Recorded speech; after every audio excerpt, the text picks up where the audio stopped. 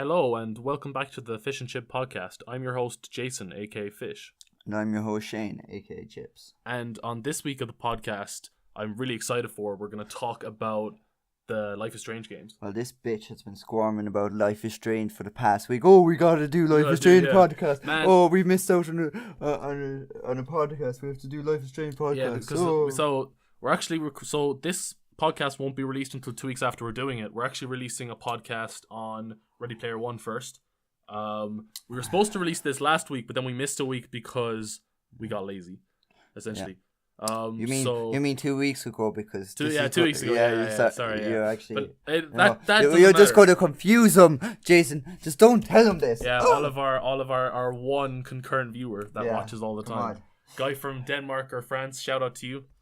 You know. Bonjour. Or au revoir. I don't know. What's fuck you in French?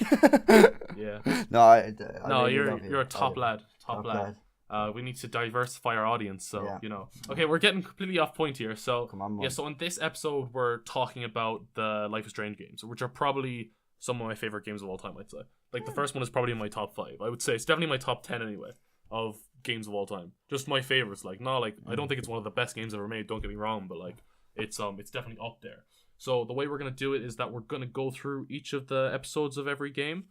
We're just going to kind of talk about the big points of it, talk about how they all feed together, and then after we talk about all the games, we're going to give our overarching opinions and theories and just kind of end it off from there. So we're going to start off with episode 1, which is an episode called Chrysalis, which is our introduction to the world, because it's the base Life is Strange game.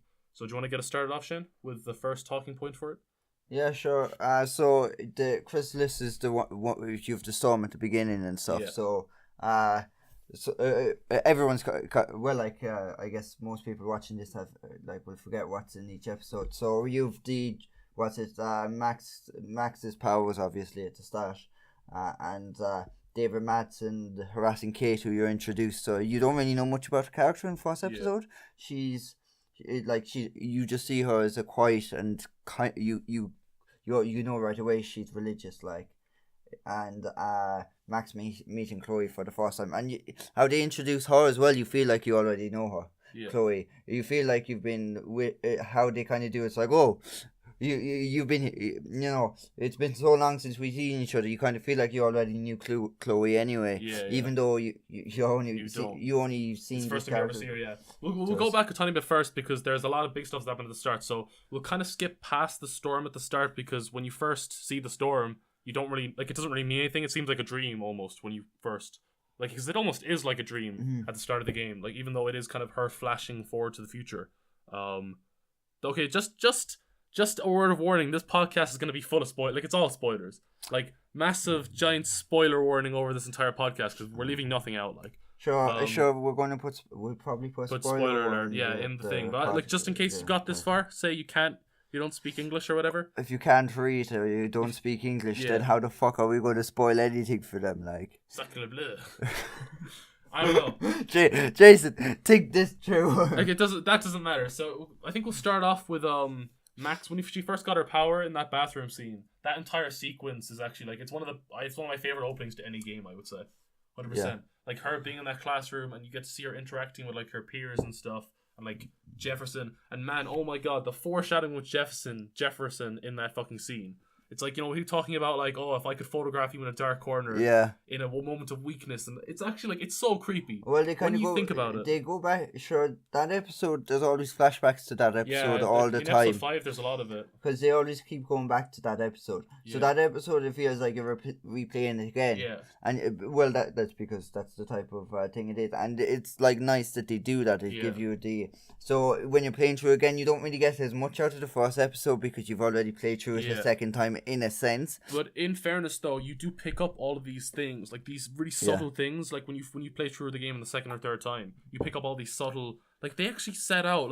You could probably figure out most of what happens in the first couple of scenes. For the rest of the thing, if you really paid attention.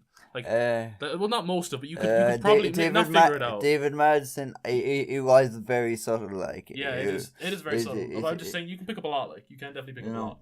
With Jefferson especially. Man, that guy's well, Jefferson was subtle, as well.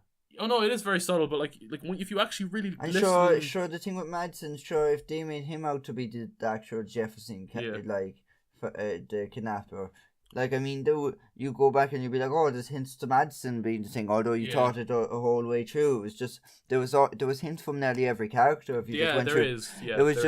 It's just that when you're rewatching it, you're like, oh, you actually know it's Jefferson, so you're kind of focused on, oh, he said a lot of this, he was actually, there's a few clues to it, but it was like how he spoke as well. It was never like creepy at all. They all kind of like, had a crush on him and all this. He was just. Oh no, I'm more just saying, like, so say if you really, really listen to what he's actually saying, yeah. Like he's essentially telling them what he does. Yeah. Like literally, like, and he's, that's like, like it's crazy. He sticks like, sure, what's it? The way for pathological liars, they kind of stick close to the truth, kind of thing, and that's what David Madsen was doing, because, like, he wasn't he was telling a lie. He was saying what he really liked doing, but he was just cropping out the stuff that would be disapproved. Yeah, true. But like, I'm just saying that there's a lot of subtle foreshadowing in that. Yeah. So then there's kind of the bathroom scene with Max when she gets her power. She ends up saving a girl with blue hair, who ends up being Chloe later. Yeah. And then there's kind of a lot after the next 45 minutes after that is a lot of just development. Not a lot actually happens. There is that thing with David Madsen harassing Kate Marsh.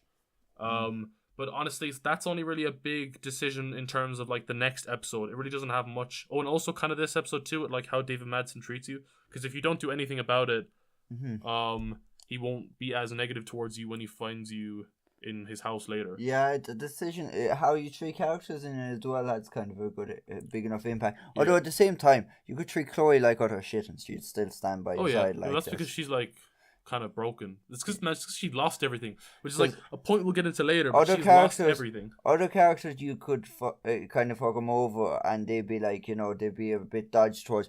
A big example is what's her name, Vanessa or Victoria. In I think it was episode 5. Once you get to episode 5 and you've treated her really badly, and she's just like, she's not going to listen to anything you're going. You have to be like perfect with how you convince her to go, and stop her from getting like. Well, there's actually a thing, right? If you actually warn her and she believes your warning, she goes to Jefferson. Yeah, that's how she gets taken to the dark room. Yeah, if she doesn't believe your warning, she actually doesn't end up in the dark room. I know, that's actually so, like, you actually end up fucking her over. Like, you could actually end up killing Victoria inadvertently by being nice to her. Yeah, that's true too. Which is crazy. Like, but yeah, that's like so in the future of stuff. Like, honestly, episode 1 is more of it's a really, really good setup episode. Not a lot actually happens really. There's a lot of like there's actually it's more just like introducing you to the world and the characters. So, like, the only other big thing that really happens is Max meeting Chloe for the first time. Their kind of interactions together, like seeing that their relationship is very strained when they first meet again. Yeah. Because obviously Max left Chloe, like in Chloe's like worst time, and like they like didn't keep contact and stuff, which kind of becomes a running theme throughout it's something that like. So when I first played the games, this is kind of something I'll get onto more when we talk about the Before the Storm games, but just like when I first played the games, I was kind of like, oh, Chloe's being very harsh on Max, because like, I mean, but like you do get a bit more sympathetic with Chloe when you play as her in the later games. But at the moment, like when you first meet her, you're like, oh, this girl seems a lot more irked off than she should be for like what we know. Yeah. So that's kind of interesting because you keep getting different perspectives from different characters. Yeah, we'll go to the next episode. Yeah, we'll go to the next episode. So the next episode 2 is Out of Time. It's definitely one of the best Life is Strange episodes I've seen anyway. A lot happens in this. So I love the opening scene. Max waking up in a room with Something Good by Alt J playing, which is one of the best kind of songs in the game. I like the kind of foreshadowing with it. Like, it's more foreshadowing for episode 3. So like Something Good, like kind of like it's almost like something good is gonna happen tonight. So like Max and Chloe are gonna hang out. Like they're gonna break into the school. They're gonna like play in the pool and stuff, and they're gonna like have a really good time. And like they're gonna kind of like Chloe's gonna not forget about Rachel, but there's gonna be like a moment in episode 3 where she kind of forgets her like pain like of losing someone like that. Like when she's lying in her room with Chloe and they're just kind of hanging out. Yeah. Like there is that kind of like that nice kind of moment where like because Max is kind of back and they're spending time together, Chloe's kind of forgetting what's making her so annoyed. This is also oh no, it's not this episode where where did you meet Frank in this, or you only meet him at the junkyard? Is it? It's not. Yeah, you meet him. You don't meet the gun decision. You don't. It's not. This isn't the one where it isn't the. It's later on. You meet him in the diner, isn't it? Yeah, that's episode 3. Yeah. So yeah, episode 2. Then the kind of big things in episode 2 are there's a lot of stuff with Kate. Kate is probably like the main. I wouldn't say problem that Max has to start up, but like her main thing that she could mess up. Oh, also you start off as well after the waking up scene. Remember, you go and it's like Chloe makes you. It's like, why would you? Why don't you? Why are you talking to Kate? Like it's what the, like, whether or not you've played the game before, you know right away. It's like, I have to talk to this woman. She's going through something. You can fuck off, Chloe. But, like, that's something as well that makes you like kind of dislike Chloe a bit. You know, but you can understand why she's like that when you understand her more as a person. Like later on, it's shit like of her. At the end of the episode, she like obviously is like, you know, she can't hold that grudge on you. Yeah, well, she was like straight away. She's like, "Oh, you did the right thing. You know, I'm sorry for acting like such a like." If you tell her to fuck off and you listen to Kate, like in I think episode 3, before you go to the hospital to visit Kate, if she survives at the end of the episode, like Chloe apologizes to you and is like, "Oh, you know, it's good that you were there for her. I'm glad you're a good friend. I'm sorry I was acting like a complete bitch and stuff like that." So like it is. Like, Chloe becomes more self-aware throughout because she begins to trust people again, because it's like the first time you played the game, didn't you actually you made sure that you saved Kate? I saved Kate both times. The first time I didn't. Oh man, that's actually like she's never died in mine. That would be so sad. It's so good though in that like sense. It's like you go through, because you looked it up. You shouldn't have done that. You should have just left it go through. Yeah. You should have. I was like trying my best. It's like you have to try and remember things from the past and stuff. I looked. So the first time I played it, because I didn't actually answer her in the diner or anything. I was so bad. I had to look up I looked up the dialogue options. This is like 2 years ago. Okay. This time now I've forgotten everything. Like I forgot about everything in the game. Yeah. Like, I didn't know how to save her, so I just didn't look anything up, and I managed to save her. The fucking Bible passage, I thought about for 5 minutes. I literally could not remember. I literally guessed at the end and I got it right. I was like, oh my, like it was a 50-50 choice. Yeah. Because the Bible passage, I think even if you get it wrong, if you pick on most of the other decisions, if you get like the majority, because I think I think it was like the one where you either say how. I think there's one point where you can actually, it's the father or the sister is okay option. Yeah. If you say either the two, that's okay. And then it's like, you know, for people that actually care about her, because her father did. Yeah. And her sisters cared. Her sisters cared. Her mother and aunt are. Yeah. So you would like, so it was either of them two. I remember that. And yeah. It was her dad cared, and so did her sisters too. And there was a verse from the Bible as well, wasn't it? There was. That was what I'm talking about. Yeah. The verse from the Bible, because I remembered everything else, because I went through a room and made sure that I paid attention this time. The verse from the Bible, I could not remember at all. Mm-hmm. I literally just guessed. I managed to get it right. I think that even if you get it wrong, though, if you get the majority right, I think so. I think if you like mess up a lot of stuff before the conversation, you can get like one thing wrong, and then I just made sure I was so nice, so I'd have a bit of an advantage. It's like, but I was so nice to you back then. Yeah. Remember that time I did you this solid? I was such a good friend. Well, like, there's so much you can do. So like the things that you can do to help her is that there's that Victoria, who acts like such a, like, she acts so mean at the start of the game. She actually becomes alright in later episodes. Like episode 4 and 5, she's actually a nice character. She's such a good character though. She is. She's really good. But I'm just saying, like, at the start she acts like a bit of a bitch, like. So she posts the URL, like she like puts the URL in lipstick on a mirror in the bathroom. Yeah. You can get rid of that. If you believe Kate when she tells you what Nathan Prescott did to her, and you tell her to go to the police, that's a bonus. And if you answer the phone at the 3 Wales, that's a bonus too. So those are like some of the things you can do to like help her.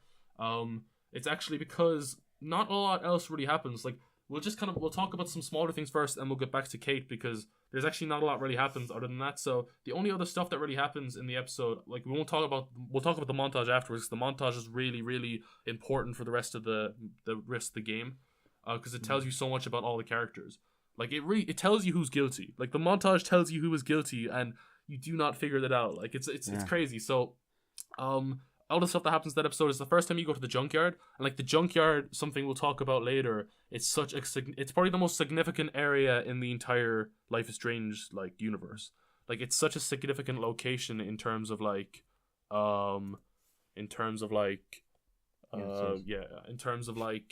in terms of some of the bigger events happen at this junkyard. Like a lot of the bigger life events for like Chloe, Rachel, and Max happen at the junkyard. It's also at the junkyard as well. You see the first time you see the doe, which is considered to be the spirit animal of Rachel Amber. So it's like one of those things where it's just such a significant location, and it's the first time that you see it. And like also you have the gun there, and that's where Frank, you can either decide to try to shoot Frank or not shoot Frank. What else? Yeah, so we'll go on to Kate's suicide attempts. Yeah. Like just the entire build up of that scene, like the fact that you lose your powers, the fact that Max feels so hopeless, and like she feels like she's about to let Kate down. Because you lose your powers in that moment, don't you? Well, yeah, but the whole thing was she kind of like, it wasn't that she lost it, it was literally she used up all her energy. Yeah. That was the whole thing, because she stopped. She like froze the whole time itself, and she could move forward. Yeah. She literally paused time with her complete will and strength, and it's like, it's like her trying to run. It's like she ran well past what she normally could, and she just crashed. She had to crash at the end. Like that was the whole thing. Her powers just crashed because she overused it. Yeah. She like literally went she like exceeded what she could do, and she just had to hope that she could stop. She got to the top of the building. What else could she hope for? Like, I mean, it would have been nice to be able to reverse back, but it was like how they did that was very well. It's like, because just having them, it made sense why her powers crashed. Yeah. It wasn't just for the moment. I mean, it was designed just for that, intense moment.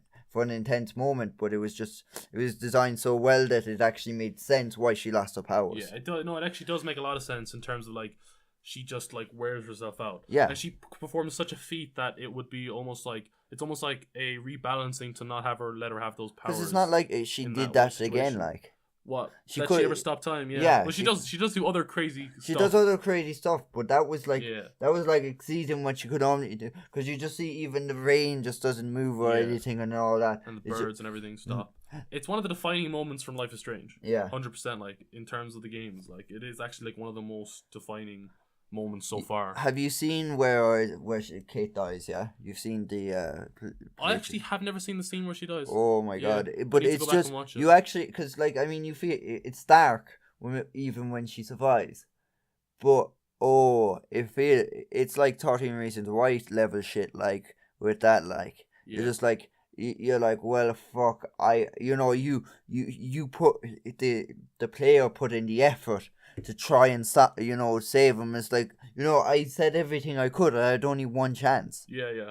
And it's like, you're just like, what did I do? Like, yeah, what did you do wrong? What did you do wrong? And you can't go back and just change everything. It's not like stuff later on where you can go and change crucial decisions. Like, I think that's one of the worst parts about it is that if you fail, you just feel like kind of hopeless. I actually think that like the game takes such an upturn in emotions for the next episode until like towards the end.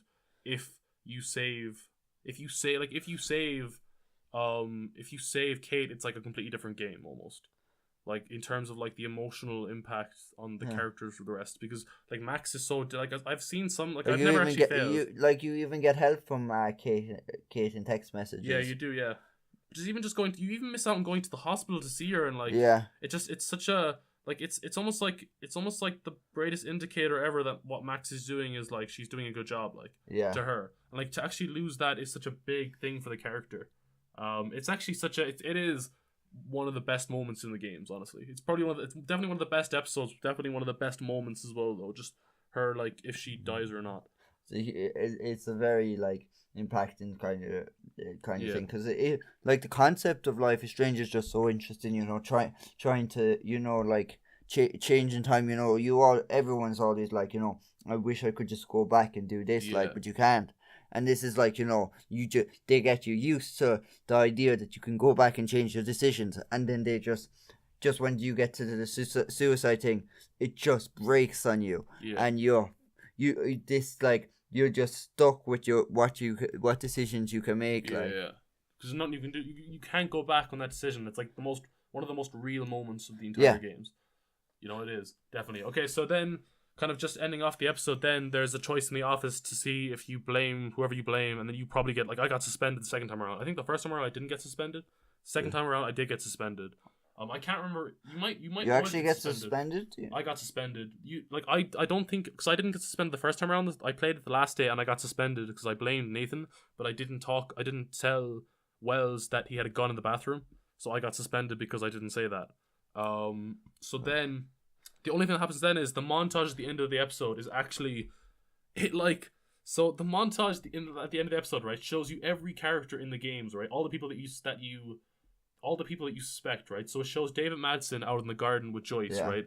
Like, and he's like broken down because because you could tell that he wants to help, but he just doesn't know how to do it because he's too like paranoid and he just doesn't know what he's doing properly. And like seeing Kate like that and knowing that he was partly to blame is like heartbreaking to him, like, because all he wants to do is protect people, but he's just not going about it the right way. You also see Nathan goes into Victoria because Victoria's broken up, and it kind of shows that Nathan has this softer side and would probably have been a better person under better circumstances. Like, if he didn't have a dickhead of a dad and also Jefferson there, he would have been a good person. Like, and you do kind of get to see that a bit in the prequel game. The only character you don't see at all in the entirety of the montage is Jefferson, right? Oh, you don't actually. And the only time that you get to see someone messing around with folders, but you only see their hands, and like it's Jefferson, and like I don't know how I didn't figure that out earlier, like that it was Jefferson the entire time. He's the only character you don't see, like on all the and also Frank. You see Frank too, and Frank is hanging out with his dog, and he's just like chilling, like, and he just looks like this guy wouldn't hurt anyone. Like, I was pretty sure that you did see Jefferson. No, you don't see Jefferson at all. You don't see Jefferson in the montage at the end at all, man. It's crazy. Oh. Yeah, it's mad. Like, you can go through it there. You actually don't see Jefferson, and like that's actually like, because there's David. Yeah. There is Wells arguing with Sean Prescott. There's Victoria and Nathan. There's Frank and his dog. Oh yeah, and there's the memorial. Yeah. If she dies, okay. And there's Chloe. Oh yeah. Oh yeah, you're right. I didn't. Yeah, and then look. The file thing at the end, and you see someone staring over things of Kate Marsh. Yeah. The only person missing from the entire montage sequence is Jefferson. Like I don't know how I didn't figure that out before. It's so crazy. I only spotted that the last time because it makes you sympathize with every other character that's a suspect. Because Jefferson's not even a suspect at this point. Because I didn't suspect Jeff. I'm not gonna lie. Well, at the same time, like, I mean, sure, everyone was a suspect. Sure, it's not like Chloe's mom was in it or that at all. She was hugging David Madsen. Chloe's mom isn't a suspect. She's not a suspect. Stop it. The suspects at the start of the game are Nathan, David Madsen, and Jefferson wasn't even a suspect. Yeah, exactly. Jefferson's not exactly. He's not a suspect. So you wouldn't even think that it's him. Exactly. Like, but it makes so much sense that it's him. And like a lot of people, I'm not gonna lie, right? I watched a lot of videos. A lot of people actually picked up it was him before the last episode. Like they were saying it when the episodes were coming out that they thought it could be him. That he had something to do with it at least anyway. They didn't know how involved he was, right? But like the fact that the game almost tells you who it is in a way. And you don't even notice because it's just so well put together. Like, that's why towards the end it gets a bit messier because there's just so many concepts going on. But like the first couple episodes are so pure, like they are. So the next episode we're gonna go on to it because we spent a lot of time on that episode. We spent about 15 minutes. So episode 3 then is Chaos Theory. Just want to mention as well, all the episodes there are titled perfectly. Because they mentioned Chaos Theory in this and they talk about Theory does a huge talk about that. The episode before as well, Out of Time with Kate, and then the first episode was Chrysalis, which is obviously like a butterfly. Yeah. A caterpillar turning into a butterfly, which is like Chloe's spirit animal is the butterfly. Fine. So episode 3, we're gonna go through this a bit quicker. So we kind of get, at the start of the episode, we kind of get the different reactions to Kate's, either she dies or she doesn't. We kind of get the different reactions from people. And we get a sense that, like, a lot of the people that live in your dorm that you thought weren't that nice are actually not bad people. They're just kind of caught up in this system of, like, being horrible. But, like, you can tell, like, people like Victoria, Taylor, they're all kind of broken up about what happened. Like even Nathan, to a certain extent. Well, they all kind of try to hide it. So Victoria kind of tried to keep it to herself and stuff. But in mine, she like ran off to get drink or something, and Taylor was talking about that. You can also interact with Taylor about her mom being sick too, which I actually did. Yeah, Taylor's actually pretty nice. She's a nice person. Yeah, it's literally like it was the whole thing. It had the whole high school dynamic kind of if you actually went and talked to one of the side, the way the typical high school dynamic is the 3 popular girls and 1 in the center and the 2 like looking up to her kind of. That's how they generally do it in movies anyway. And the 2 on the side, it's like if you actually go and talk to them on their own, they're actually nice. They're just insecure. It's just it's like exactly, man. Victoria is like the biggest example of that. She's like the most insecure person in the entire series. Yeah, but it's like if you actually talk to them, if you pull them away from each other, although the 2 side girls kind of got along all right, but it was like they wouldn't really talk to each other about shit like that properly. Well, the other one was, to be honest with you, Taylor and Victoria are alright. The other one's a bit of a bitch. I'm not gonna lie. She was so mean to me in the 4th episode. She wouldn't the short-haired one? Yeah, she was so mean. I know. I got along with her. Did you? I never got along with her. That's the thing. She let me. Sure. Which one? She helped me with fashion tips. Oh, did she? Yeah. See, was that? I asked her for fashion advice. It wasn't. It was definitely her. It's the short-haired one that gave me brown hair. Yeah, and I never got that. You see, I got that. I got her to. I complimented her on her fashion style and stuff, and I like, because I think there's a thing where you rewind time and you go and you get a bonus thing, and you just bring up her fashion, like how you do rewind time, and you bring up the other one's sick mother. Yeah, and so I did that. And I got along with her. It's literally it's like, because I could have easily missed out on the blonde haired one and done the same as you with the short haired one. But she was just as, she was the same as well, because she literally like she like when she's in at the table, she's like, oh, just go right in and stuff when she's looking at the list, because you just call her instead as well. Oh, I get you. Yeah, I actually think I know where I messed that up, because I just told her I wasn't interested in that party. So that's the thing as well. Like, everyone has a different experience with like subtle, like it's the subtle things that make Life is Strange so good. Mm-hmm. Like, it's the journey, not the actual ending, is what makes Life is Strange. So my whole thing was trying to make sure that I got everything, all the secret lines out of everyone. Like, so I got most, but I obviously missed that one. That's disappointing now. So so we'll kind of put all this section into one. So a lot of episode 3, like episode 3 is very good. So like all the school scenes are pretty interesting. Like the stuff with the Wells office, like one of the most like scary moments in the entire game, man, was looking at like Nathan's drawing of the dark room. Rachel in the dark room. That picture, it actually like haunts my soul properly, because it's so dark. Like, and you could tell that like what happened in that dark room with Rachel like has destroyed Nathan completely. Like, because he's essentially become a massive drug addict now. Yeah, like, he's just on drugs all the time.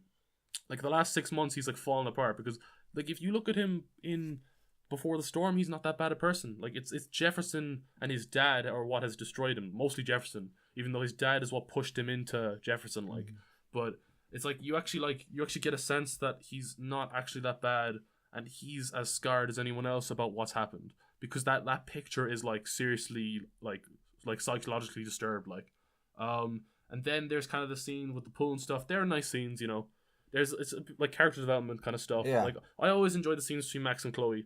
Like, even though I've gotten to a stage now where I probably prefer the stuff between Chloe and Rachel in terms of like just nice scenes between like nice interactions between characters, but the stuff between Chloe and like Max is OG, so it'll always have a special place. Like, and then there's kind of the next morning, the song "Bright Eyes" by Lua that plays in Chloe's room the night after the pool scene is quite significant, because like the lyrics. So the lyrics could either be about like Chloe trying to be there, Max trying to be there for Chloe, or like Rachel trying to be there for Chloe, or like Chloe trying to be there for Rachel. There's so many different things, because like there's the whole there's like the whole model scenes. There's the whole like model scenes. There's like the lyrics for that song are very, very significant. Like, especially like the like, I know you have a heavy heart, I can feel it when we kiss. So many men stronger than me have thrown their backs out trying to lift it. So like so many people have tried to like care for Chloe, like her dad, Rachel, and they've all like died, or like they're all gone now, and like Max is the only person left there for her now. So we'll just kind of keep going on then. Where we go? There's kind of the choice between Chloe and David. You can get David kicked out of his room. That's pretty significant because I feel quite bad for David. I always side with Chloe because at this point I feel like David doesn't deserve you to side with him, like, because he hasn't showed you anything yet, but you do feel bad for him later on in the game because he isn't actually a bad person. There's one more big moment. There's kind of small moments. There is big stuff with Frank and Rachel's RV with kind of discovering their relationship. We'll talk more about that later at the end, but it is quite, when you see the type of relationship that Chloe and Rachel potentially had, depending on what your choices were in not Back to the Future, Before the Storm, you do feel why like Chloe is so heartbroken by this thing. Like, even though you're not sure how close Frank and Rachel really were, like, were they going out? Were they just like hooking up? Were they just taking drugs together? Like, there is this kind of theory that Rachel was trying to hide her, because she became like a drug addict towards the end of her life. There's like this theory that Rachel was trying to hide her drug addict side from Chloe, so that's why she did drugs with Frank and hung out with Frank for drugs. But she was actually in love with Chloe. But like, that's something we can talk about at the end, because that's kind of Before the Storm. Yeah. The only last big thing then is the choice you make at the end with going. Well, it's not actually a choice. It's just saving William. Saving William. Yeah. So you go back in time, you save William, and then you go to the future, and Chloe's paralyzed. Well, you go to the present. The present, You go to the present in that timeline, yeah. Yeah, alternate timeline, and like Chloe is like paralyzed because she was in a car accident. Yeah. Like, and Max is like super popular in the Vortex Club. That's so weird, and like her texts are like weird, man, when you read through them. And also, Rachel's still missing. Rachel's still missing, yeah. So you actually need to change that. And the whales are dying now and stuff, and it's still like, you know. It's not like she actually fixed anything. She just broke things. Making that decision actually broke things even more. There's like, it just broke. Yeah, like literally, everything is like almost the same except for like. Actually, that family. She broke Chloe's family even more. Oh, she did, yeah. Because just because the father was alive doesn't mean anything. It was like David Madsen was like. It was basically it's just a bus driver now in that timeline, and stuck on his own, so he's fucked because of what Max did. And then she then because of it as well is the father is alive this time, but he's stuck in serious debt. And he's just trying. You just go around the house and you find loads of taxes and stuff, and seeing that, you know, like that. You know, she's pretty screwed. And then there's like, she's had actually good grades, but the school wouldn't actually take her in. Yeah, because they didn't have like disability stuff. They were recommending a very expensive school for her, which they could not afford to bring over to, like.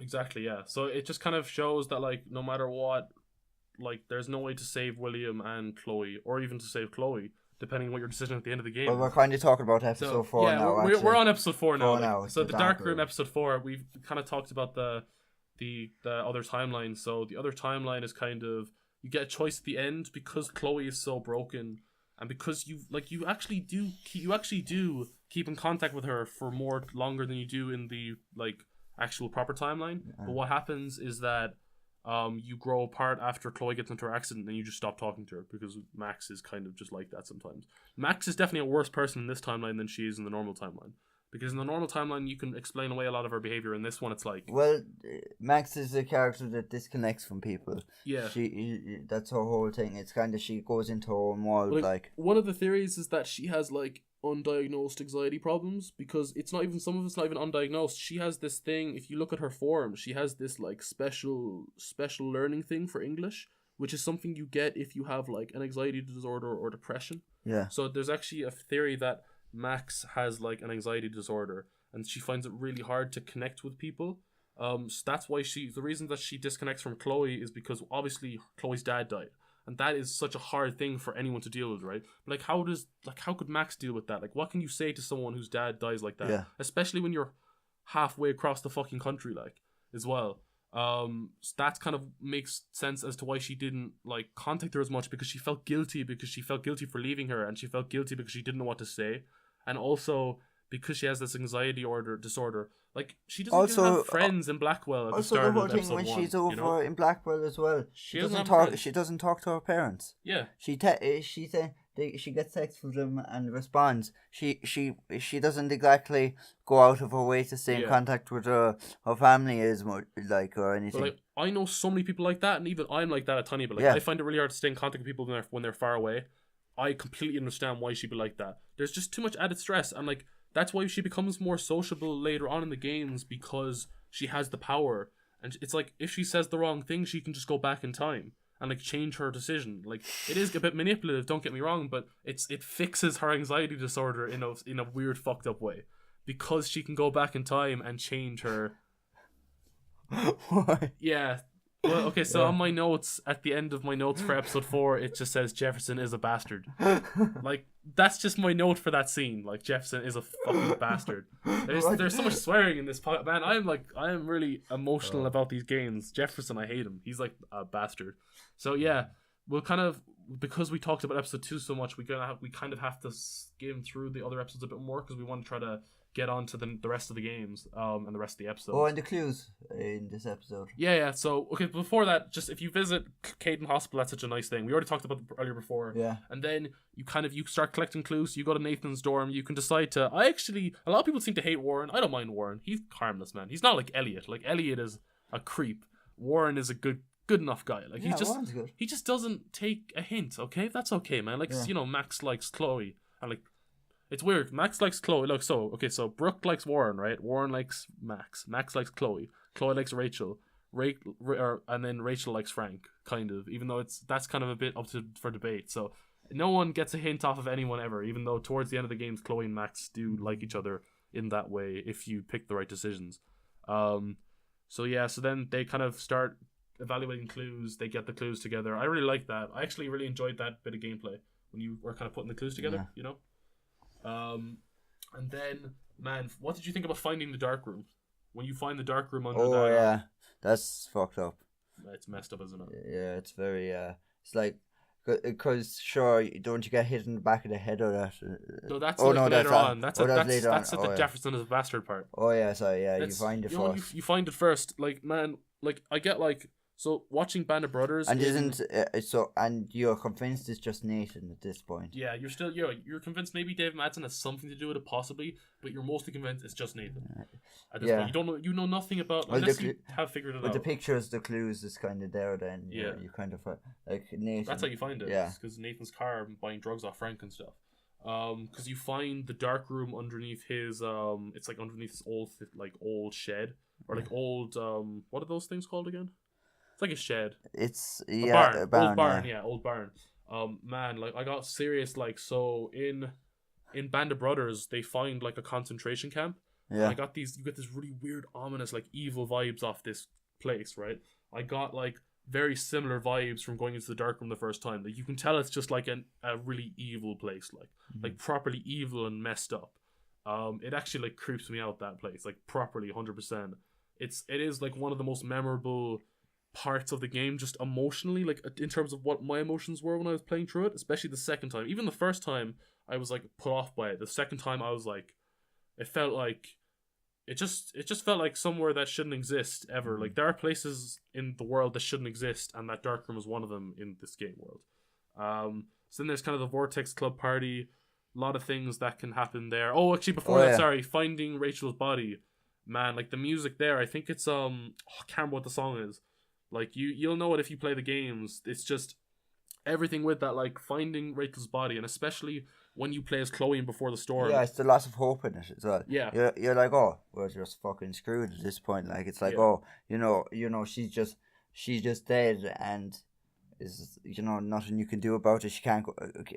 Max can't even go back in time, and Max doesn't even know this girl, but she's already connected to her body, like the whole journey she's gone through. Mm-hmm.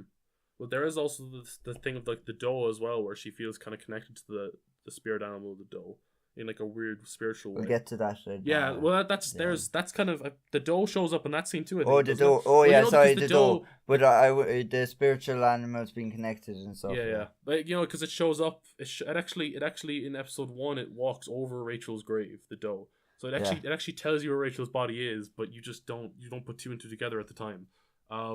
That scene just, especially when you get the emotional impact of Before the Storm and when they're interacting, it actually is like one of the most like heartbreaking scenes in the entire game series. So then there's just kind of the Vortex Club party.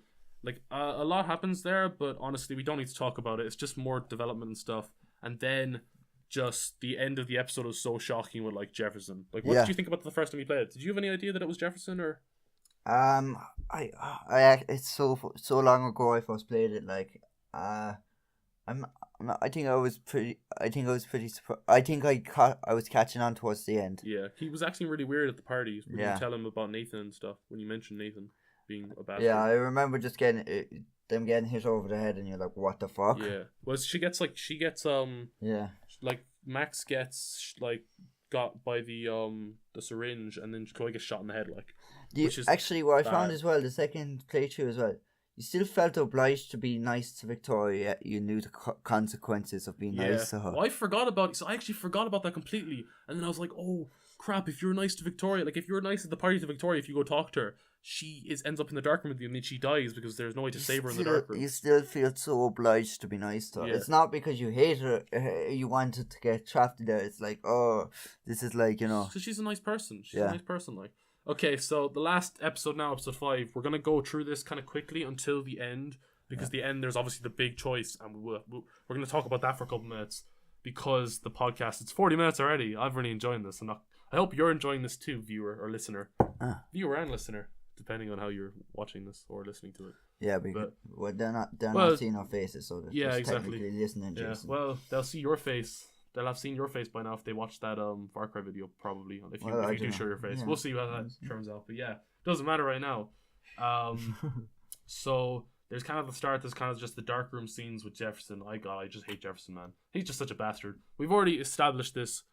Jefferson has no redeeming qualities. He's just a bad person. Like, everyone else has redeeming qualities, right? Like, everyone else. Jefferson has no redeeming qualities. He is just, like, pure evil, like.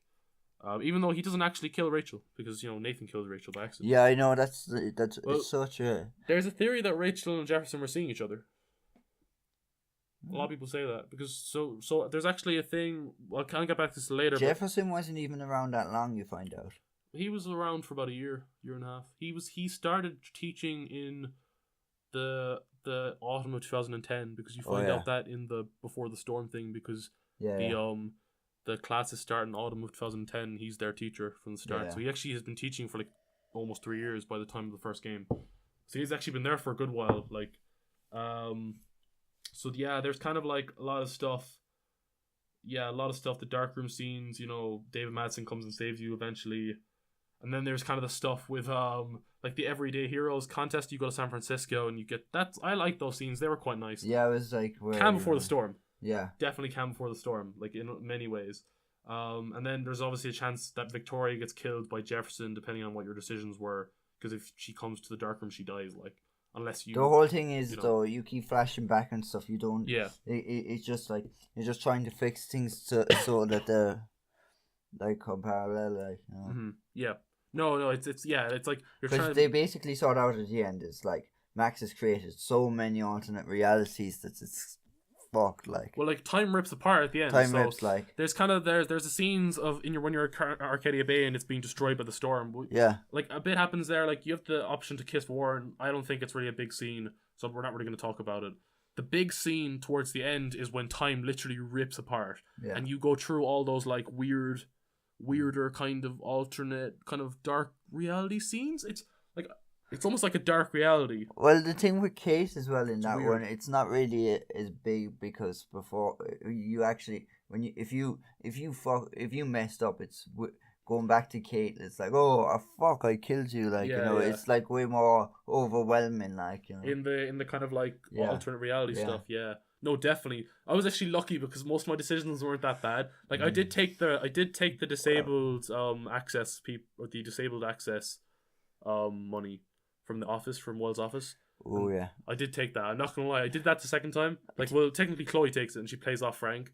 I do feel kind of bad about it, but at the same time, I think I did that. Too. I feel bad about it, but it happened. Okay, what those scenes really do emphasize though is that they show you both sides of the decision you're about to make. So it shows you saving Arcadia Bay, like it shows you all the things you've been through with the different people, and like what all these people, like what you've grown with all these people, and like you shouldn't sacrifice them. But it also shows you what you've been through with Chloe, what she's been through, like all your best moments together. Like so, like say like if you kiss her in her room, like when you're at the pool together, all that kind of stuff. It shows you all those moments, and like you have as much time as you want to go back and forth and just like keep reliving those moments.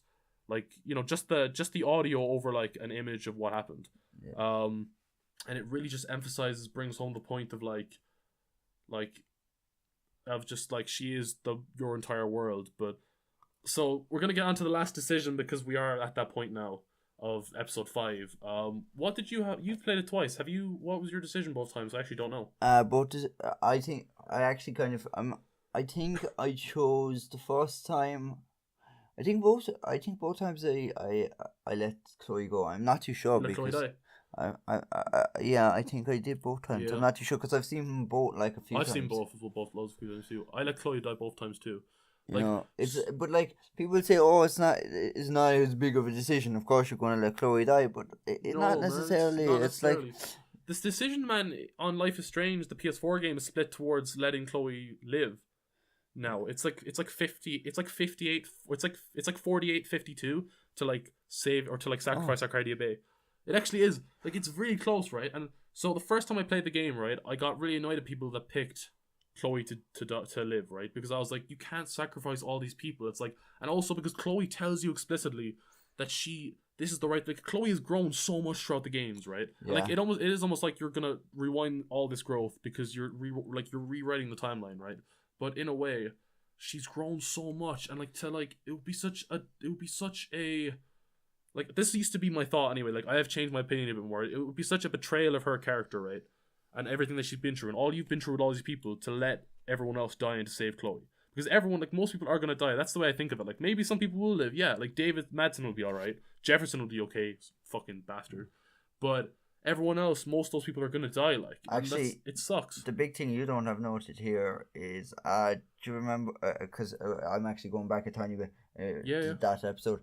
You know where you're in the diner and everyone's kind of like suffering and stuff, and you go around to people. Yeah, remember going up to Frank? Yeah. Oh man, that's because it depends on because you like tell it. It's like because you could. Frank could be dead in your reality if you wanted him to be. It depends what your relationship with him like. So like and my relationship was really good. Yeah, was your relationship good? My relationship was really good, and I told him everything. Same, I told him everything too. Second time around, I don't think I told him the first time. Like fucking Ellie was in tears, like, and it was so heartbreaking as well, going up and having to say it to him, like. It was a big fucking scene, like, and it was like because he felt so connected to Rachel, like. It was like, Chloe did not approve of the fact that Rachel and Frank, had something, like, and whatever it was.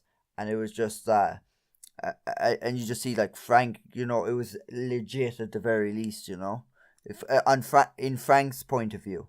Yeah, I think it was legit enough on both. Well, Frank definitely thought more of it than Rachel did, I think. Well, we don't know. For the most part, I think he did. Letters. Oh, yeah. So, do we have anything more to say about that episode? I kind of want to move on to. Yeah, we're gonna move on to Before Storm. I'm just gonna one more note on the ending. So, because I was kind of in the middle of I was basically done my point. So that used to my point is like it's completely like bad, right? But then playing through the games again, right, and like also playing through Before the Storm, man, to sacrifice Chloe is like such a tough decision, and I can't blame anyone for not sacrificing her. It's not what I do. It's not what I would do, right? Because I also just prefer the other ending. I think that the music, like Spanish Sahara by Foles, is just it's so good with what happens, and it's just the emotional impact of it. One thing I do think is that you're essentially reverting back all of the development that all these characters have had, except for Max. Mm-hmm. But at the same time, I think that it's just the right decision to do. So, okay, we're going to move on to Before the Storm now. I think Before the Storm was so unnecessary. I'm the complete opposite. I'm just going back to say, because the whole thing with Life is Strange is you're trying to figure out, like, it's the whole mystery of Rachel. and stuff. And you don't even a lot of stuff you don't even find out in this about Rachel, because the whole thing is like, you know, the her relationship with Frank, you don't see it because you're playing as Chloe. If they wanted to do Before the Storm, I think Chloe was the most stupid. It was such a lazy character to go with. It's like they should have gone with someone else, like another character, or even create another character that we didn't actually know existed, like, Why or do you something. think going with Chloe is like lazy? Because the whole thing was you don't, because Chloe just, the whole thing is Chloe didn't really see much going on in the past, and that was the whole thing you found out in Life is Strange, is that everything, a lot of the stuff you find out more stuff in Life is Strange about the past, because as Max just looking through like letters and stuff than Chloe knew about back then. Well, that's because they're talking about different times as well. Like, this is set like a year or two before anything you find out. Like, even still, like, it's the whole relationship emojis you see, like, you get introduced with her and Frank and stuff. They don't really add much into it at all. It's just like, I think that the relationship between Chloe and, so I'm completely opposite. I think that I actually do agree with you for a lot of it. I do think that the story they decided to focus on was kind of unnecessary. I think that they could have picked a better timeline and still kept Chloe and Rachel's relationship, and it would have been better, right? But what I do think is that seeing the relationship between Chloe and Rachel adds so much on, like, it adds so much to Life is Strange. Like, just the actual base game, it adds so much to it, because you actually, like, because before that, I feel like a lot of people didn't relate with Chloe in a way that they would after playing Before the Storm, because you're playing as yourself and you're seeing her, like, maybe at her, like, worst point. Like, it is probably one of her lowest points, because she has no one at this point. Like, because even when she lost Rachel, she still had the hope of finding Rachel. Like, she still had that hope, but at this point she has no one at all. But she is kind of, but she's also not like, as rebellious. The whole thing of her finding someone, but you see, the whole she still has that whole negative attitude and stuff, and that's her character. There's nothing wrong with it. It's just you're sticking with a character that she's tunnel vision. Chloe does. That's the whole thing, and that's her character. Max was open to interpretation with stuff. Yeah. Chloe was not.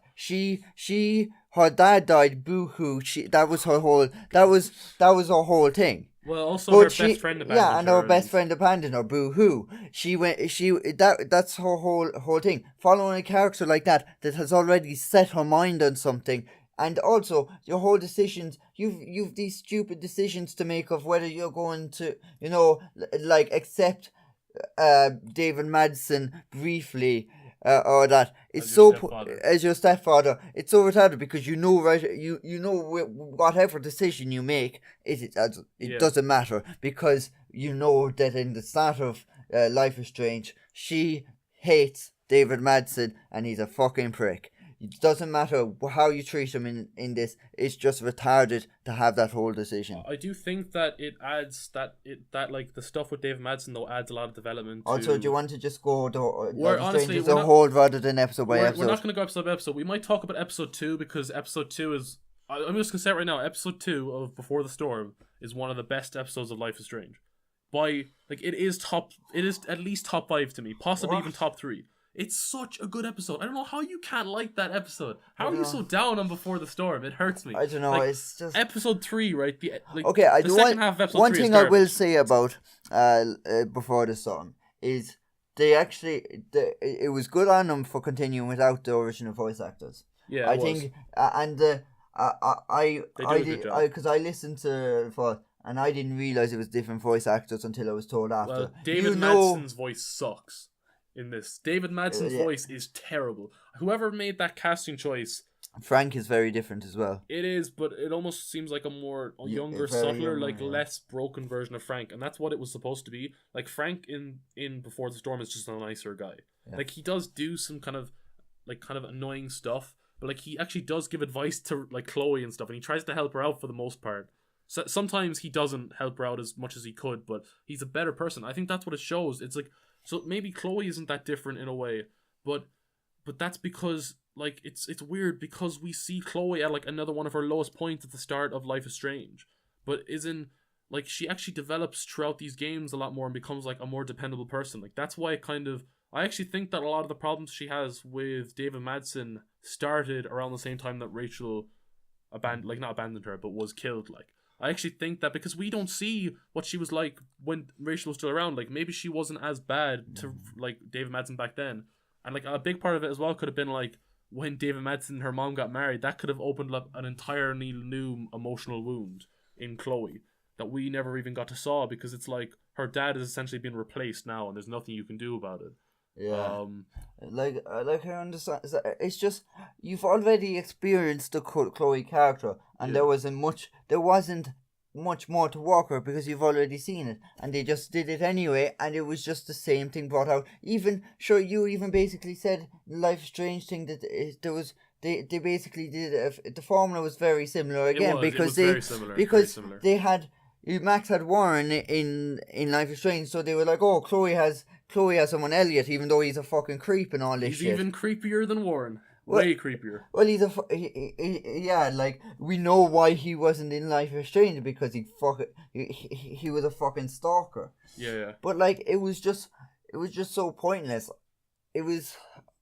And also with the van, and like they had the thing in episode 2, which you picking out. You customizing your van. Was that episode 2? Yeah. That's episode 2, and then episode 3 you fix the van. Yeah. Episode 2 is when you like pick out when you make the van up. I love that, you see, man, and like the game gives. It was alright. That was okay. Like I mean, like it just shows you so many significant moments. Like it shows you finding the junkyard, which is like the epicenter of the entire like universe. Out of it, I'd say episode 1 was the best. Do you think episode 2 is way better? Episode 1 because you actually had some bit of hope that something happened, especially with the tree born in episode 1. I just think episode 2 sets up stuff very well. Then afterwards, they were like, "Oh, actually, we're not doing anything with the fact that Rachel actually burns down a fucking forest with her whole willpower." Like type thing. It was the only hint that something actually was going on.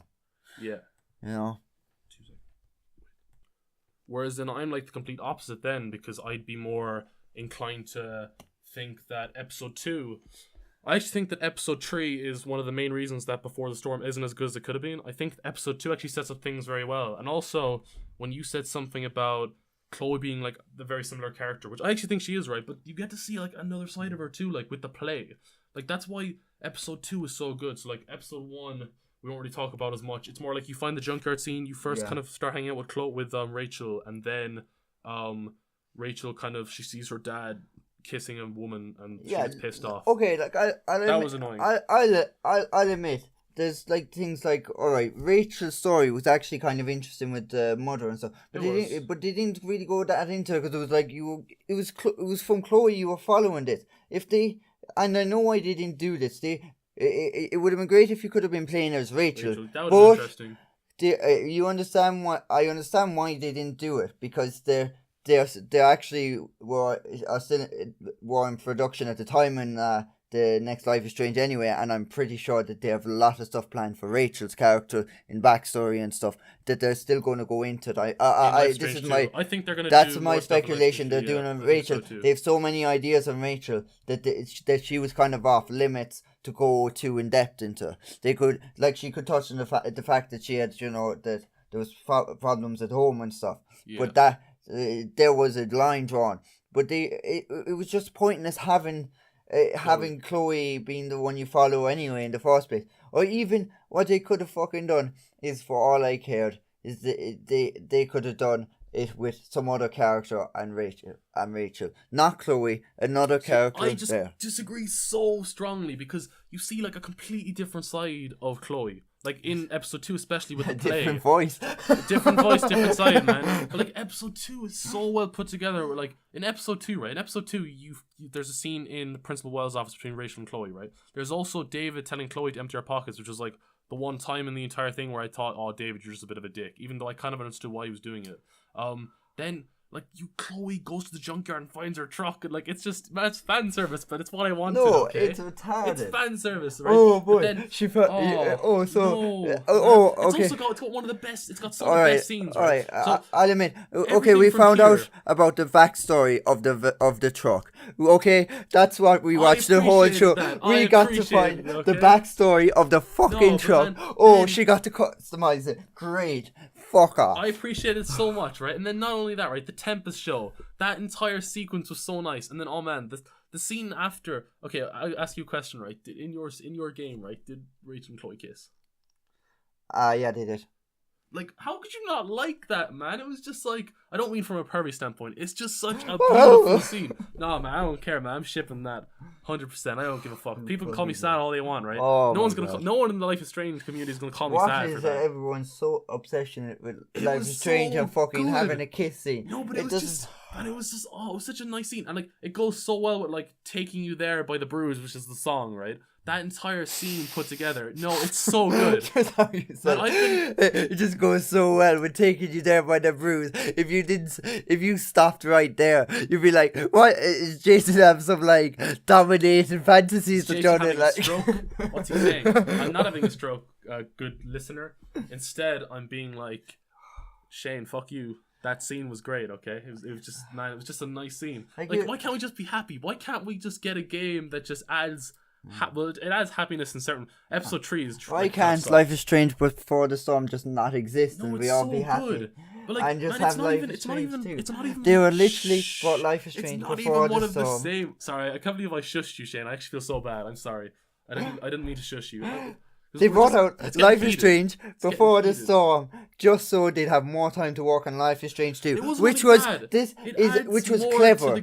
I will give them that. They had to do Before the Storm because if they didn't have enough time to finish the Life is Strange 2 because they wanted to work on it, and that's the only reason why I'm kind of okay with Before the Storm, because they needed time to work on Life is Strange 2, and people won't forget about Life is Strange if they have something in between. That's the only reason why Before the Storm is there, so people are still fucking talking about it. It adds so much to the universe. It adds so much. Like, it just adds so much emotional depth to like Chloe and Rachel's characters, because before that, right, Chloe is almost like this mystical being that you're trying to find. You really don't know much about her. Like, you get like small inklings, like she's close with Frank and she was into drugs, right? You say Chloe, you mean Rachel? No, I mean Rachel, right? You get all these like, with Rachel, you get all these like inklings of like who she is. So like she's close to Frank and she's into drugs, right?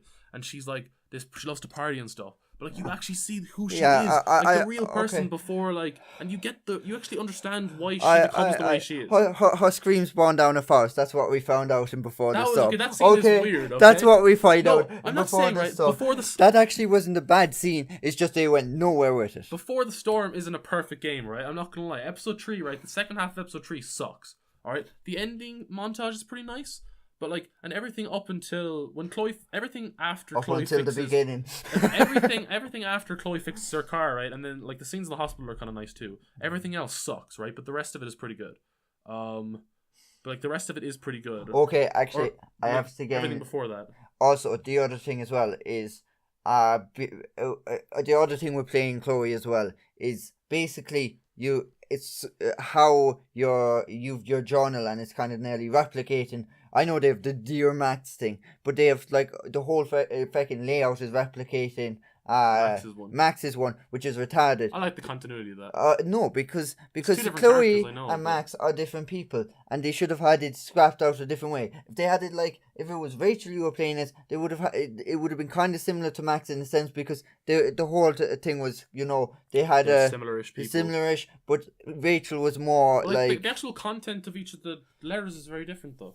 Like, as in, like, the actual language used is so different in terms of what... But she was Chloe was kind of got unorganized at that stage, and that was the whole thing. And the fact that she added a journal, it was like that she actually was still kind of organized, just made no sense. And there was another thing as well that they it's her way of communicating with Max, and that's why she keeps it organized, because it's like, it was like the one thing in her life that used to be like, or they're like, and that and her family, but her family is gone, and like she's trying to hold on to that thing of Max, and that's why it's organized, because she's trying to keep that part of her life there, even though it's not. Like, and it's almost like her journal, like Max is in her journal now, and that's her friend. Like, until Rachel comes. I do kind of agree with you. I think it should be a bit more disorganized, and I think it should be a bit different. But at the same time, I think that, look, man, it's the easiest way for the viewer to understand what's going on. No, but they should in terms of the journal. The journal, like, it's not the journal itself I have a problem with. It was the content. I thought the content was pretty good. No, the organization of it, they should have at least thrown it in. They should have made it into a kind of a puzzle. Yeah. They should have put some bit of an effort, some bit of a thought into the mind of Chloe. Deck 9 did not put in a lot of effort. I will say that. 100%. this is possibly like, I know the whole thing with Sarah being Rachel's mom. That's all pretty interesting. A lot of what they did is like honestly, it almost feels like fan fiction in a way, right? Yeah. I'm not gonna lie, right? It definitely does. There is a sense of like, this is kind of like fan fiction. I do think that episode 2 does kind of buck that trend by being more like Life is Strange, as in it is like the most life is like, it is like, if someone said to me, right, one of the episodes was written by the developers, name which one, I would say episode 2. Like 100% I would say episode 2, because it's the most structured like a Life is Strange game. It's the most quality, and it actually sets up episode 3 pretty well, just because episode 3 sucks.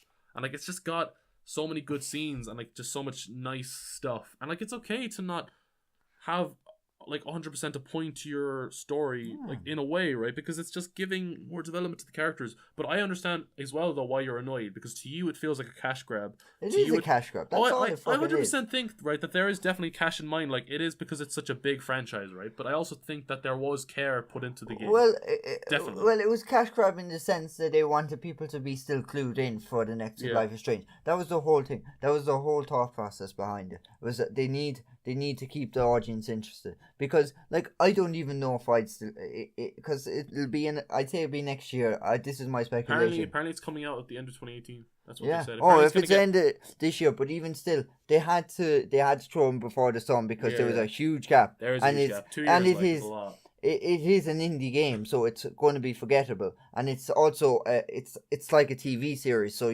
if they have a 2-year gap in a TV series, is big, and this is basically it. This is the same kind of concept as well. They have to fill it in, not have it 3 years later. Yeah. No, I actually completely agree with you. I think that there is definitely, right, a big thing of like, they wanted to fill in between the 2 games, right? They wanted to keep people interested. They wanted to make money too. But I do think that in terms of games that you would think are just complete cash grab, this is like on the lower end of the scale. The cash grab is definitely Farewell though. Farewell is the fucking cash grab of the fucking century. Farewell at all. So there's not a lot to talk about in Farewell. I do kind of disagree with you. I think that oh, the voice actors came back. The voice, okay, that's complete. I don't care about that, right? Because the voice actors to this did, like, for Before the Storm, did a good job.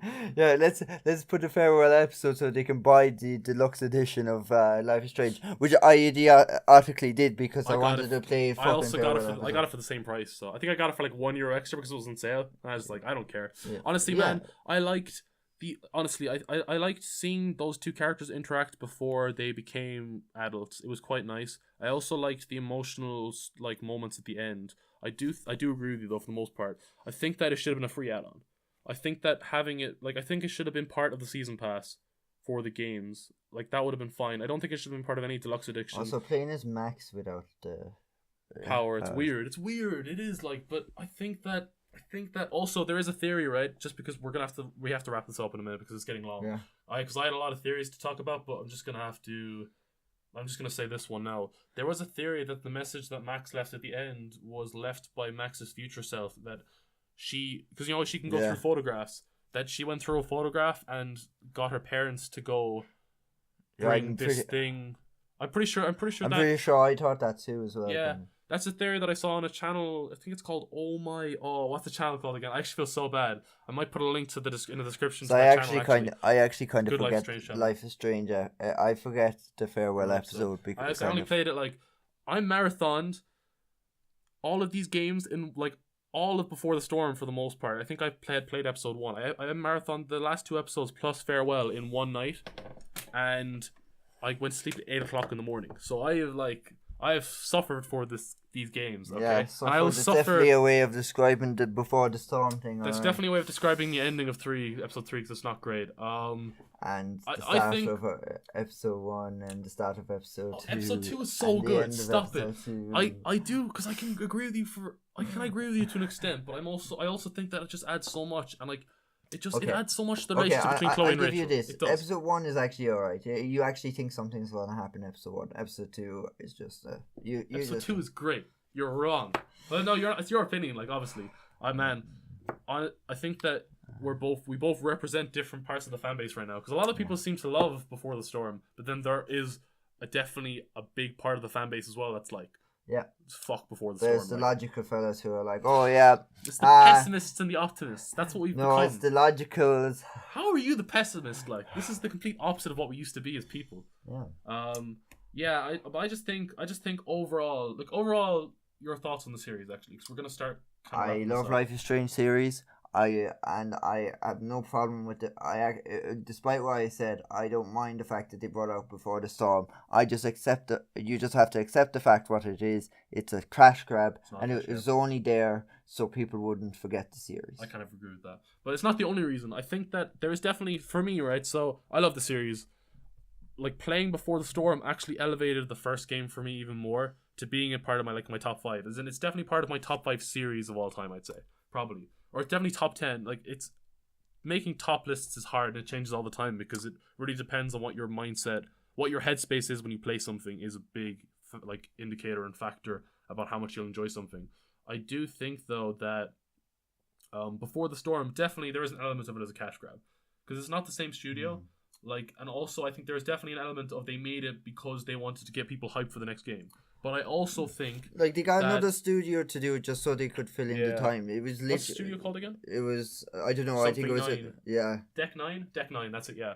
But I also think it's Deck Nine. I'm definitely gonna get killed in the. We're gonna get our first comments, and it's gonna be you got the name of that studio wrong. You're shit. No, it's gonna be. It's gonna be. Yeah, I agree with Shane. Everything Shane said. He's so logical and great. I love him. Yeah. Okay. You said Chips it, Jason. for life. You said it. Yeah, people. Yeah, no one's gonna cut that up because no one cares. But I just think that the games work so well together. I think that they really, really complement each other. Like Chloe, I really, really appreciated Chloe and Rachel's relationship, how it developed over the couple of days. I think that the Tempest scene and the kiss scene are two of the best scenes in the series as a whole. Stop it! I don't care. No. Oh my god! Why didn't they just have sex in that scene too? No, that would have really got my boots. That's not what I want. I just like seeing really well developed relationships on screen. I know you like. It's nice, man. You like seeing children kiss. Okay, Jason. Yeah, that is one weird thing. Actually, they're both 17 or 16, and when you think about it, that's illegal. They're actually 12, Jason. No, Shane, that's Jason. Actually, I think you're 12, thinking of kid. that porn you were watching, Shane. You probably shouldn't be talking about that. You're gonna go to jail. But yeah. So, in conclusion, I think that the Life is Strange games do hold a special place in my heart, and that's why I do tend to look past a lot of the issues, especially with Before the Storm. Yeah, because even the original especially games, Before the Storm, you mean issues.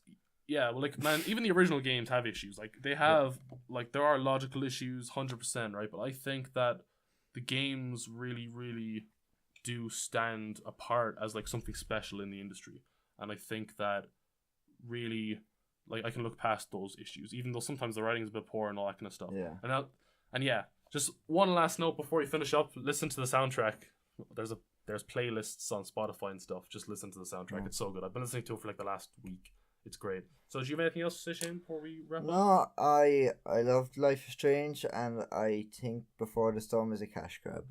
Okay, I think I have to finish it off like that. Yeah, we're going to end it up like that, guys. So thank you very much for listening, and catch us on the next one.